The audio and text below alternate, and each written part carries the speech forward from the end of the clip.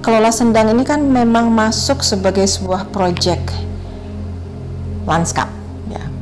Jadi lanskap itu menjadi sebuah kata besar, kemudian lanskap berkelanjutan. Ketika kami masuk, kita harus mendefinisikan dulu apa sebetulnya yang perlu di-attack ya. Nah, pembelajaran pertama itu ternyata untuk sebuah proyek lanskap ya, kita harus melibatkan semua stakeholder yang ada di lanskap tersebut. Jadi berteman, berdiskusi, membangun dialog-dialog konstruktif dengan sesama land managers atau siapapun yang bekerja di lanskap itu menjadi kunci. Kemitraan menjadi kunci. Itu pembelajaran pertama. Pembelajaran kedua, government sangat penting. Peran pemerintah menjadi penting karena untuk proyek lanskap ini harus ada policy yang memang diturunkan. Disinilah peran pemerintah, baik pemerintah pusat maupun pemerintah provinsi dan kabupaten. Jadi kebersamaan antara private, public, dan people itu betul-betul diimplementasikan di dalam sebuah proyek lanskap, government led. Itu adalah pembelajaran kedua.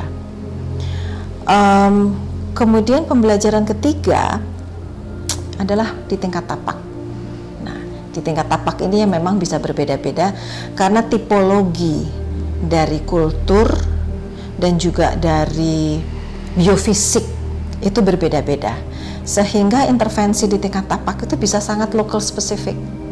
Tergantung permasalahan yang ada dan tergantung budaya setempat. Sehingga pembelajaran ketiga ini kita sangat sadar bahwa budaya, kultur itu merupakan bagian yang tidak terpisahkan dari sebuah proyek lanskap. Kita harus memahami masyarakatnya, baik masyarakat lokal maupun ada masyarakat pendatang dengan berbagai macam complexity dari society yang ada. Nah, ini menyebabkan pendekatan lanskap itu adalah pendekatan yang memahami keunikan dari tiap-tiap lokasi dan kemudian intervensi yang diberikan ya berbeda-beda. Jadi tidak bisa satu obat untuk semua gitu. Kita harus menggali dulu, memahami dulu apa, kemudian memberikan intervensi yang tepat.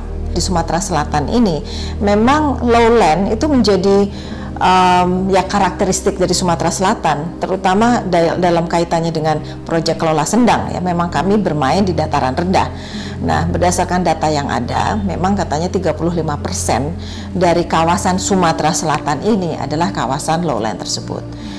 Jadi memahami lowland ini berarti kita juga harus sadar bahwa daerah berawa, pasang surut itu merupakan kondisi normal yang ada di Sumatera Selatan. Artinya pembangunan ini juga harus memahami konteks biofisik seperti itu. Sehingga di dalam salah satu proyek kegiatan yang kami lakukan, memang kita melihat adanya future scenarios ya. Future scenario ketika lowland yang harusnya memang masih memiliki vegetasi yang cocok untuk lowland ya. Kemudian ini diganti dengan tipe vegetasi yang lain. Itu juga harus consider the future. Apakah di masa yang akan datang itu memang daerah itu masih cocok untuk tanaman-tanaman itu, yang tanamannya mungkin bukan air ya, dalam hal ini misalnya sawit gitu ya.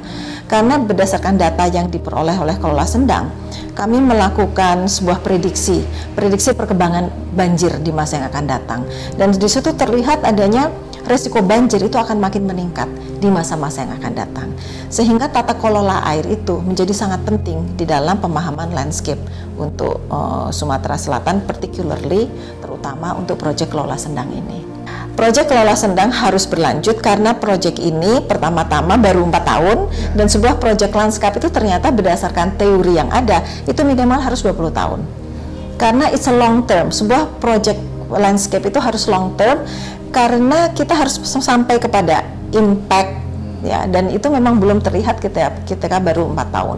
Tapi di samping itu mungkin yang lebih penting lagi dalam proyek Kelola Sendang ini, kita sebetulnya baru saja berjalan dan trust building, membangun kondisi-kondisi pemungkin dan membangun kepercayaan itu tuh baru pada tahap yang sedang asik-asiknya.